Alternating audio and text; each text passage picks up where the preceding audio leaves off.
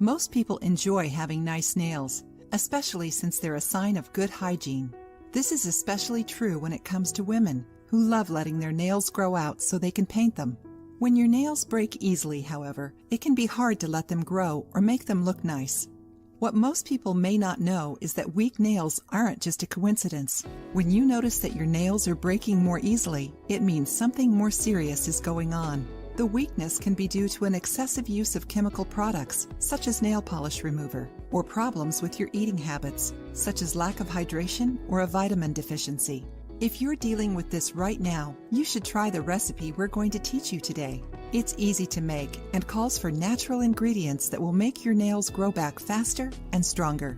You're going to need a little orange juice, 2 cloves of garlic, 1/2 of a spoon of olive oil. Here's how to make it. Start out by squeezing the juice from the garlic cloves. Then add the garlic juice to the orange juice and let the mixture sit for a few minutes. Dip your nails in this mixture and let them soak for about 10 minutes. After the time is up, apply the olive oil to your nails and leave it on for another 15 minutes. Once the time has passed, wash your hands to remove any leftover ingredients.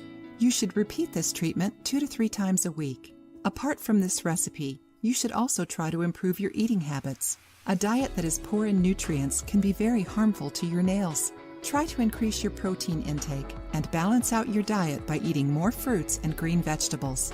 You should also use gloves whenever you wash dishes to keep your nails from coming into contact with detergents and soaps. Nail polish removers are just another example of an everyday item that can weaken your nails, so try to use them as infrequently as possible. If you like the video, give it a thumbs up and share it with your friends. For more recipes and tips, subscribe to the channel.